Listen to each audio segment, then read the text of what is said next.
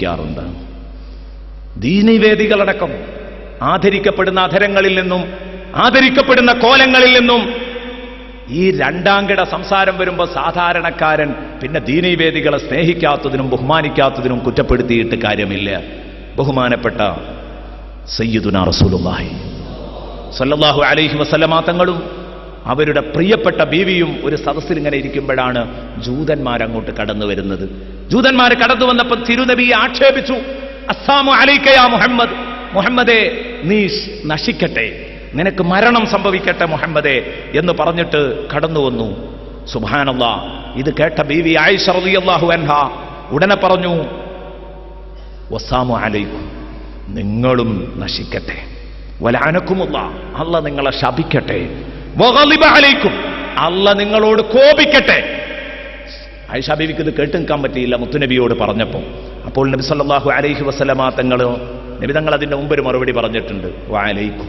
നബി സല്ലല്ലാഹു അലൈഹി വസല്ലമ തങ്ങൾ പറഞ്ഞു, വഅലൈക്കും, നിങ്ങളുടെ മേലിലും. അത്രേ നബി സല്ലല്ലാഹു അലൈഹി വസല്ലം പറഞ്ഞുള്ളൂ. അസ്സലാമു അലൈക്കും എന്നാ പറഞ്ഞതെങ്കിൽ അങ്ങനെ, അതല്ല പറഞ്ഞതെങ്കിൽ എന്താ അവർ പറഞ്ഞാലും അതിന് പറ്റാവുന്ന രൂപത്തിൽ വഅലൈക്കും മാന്യമായി. ബഹുമാനപ്പെട്ട ആയിഷ ബീവിയുടെ വാക്കുകൾ കുറച്ച് കടുത്തുപോയപ്പോൾ റസൂലുള്ളാഹി ഇടപെടുന്നു. മഹ്ലൻ യാ ആയിഷ, മഹ്ലൻ യാ ആയിഷ, നിർത്ത ആയിഷ, നിർത്ത ആയിഷ, അലൈകി ബിർറിഫ്ഖ്, അലൈകി ബിർറിഫ്ഖ്, നീ ഒരിക്കലും ആ മമത കൈവെടിയരുത്. അലൈകി ബിർറിഫ്ഖ്, നീ വളരെ മമതയോടെ പെരുമാറണം, ഇങ്ങനെ സംസാരിക്കരുത്.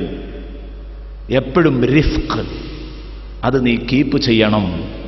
കടുത്ത ഭാഷ പ്രയോഗിക്കരുത് ആയിഷ, ഒന്ന് മയപ്പെടണം സംസാരത്തിൽ.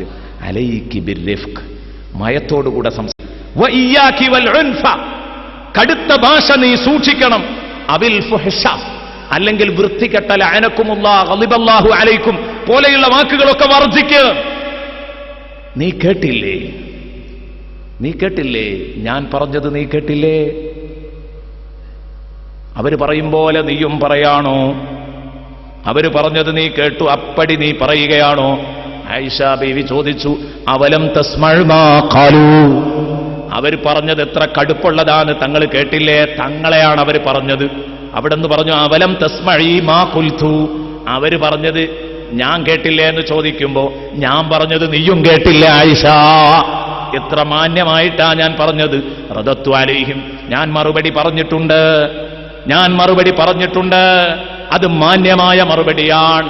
പ്രിയപ്പെട്ട സുഹൃത്തുക്കളെ, അതാണ് ഈ ബഹ്റൈൻ കേരള സുന്നി ജമാഅത്ത് പ്രതിനിധാനം ചെയ്യുന്ന സംഘടനയുടെ നേതാക്കൾ എന്നും മാന്യമായ ഭാഷയിൽ.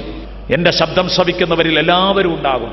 ബഹുമാനപ്പെട്ട ശൈഖുന കാന്തപുരം ഉസ്താദ്, പരിധി വിട്ട ഒരു നാക്ക് ഒരിക്കലും സംഭവിച്ചിട്ടില്ല അല്ലെ? തറ സംസാരങ്ങള് അവിടെ നിന്ന് വരാറില്ല. മാന്യമായി മാത്രം പ്രതികരിക്കും. അത്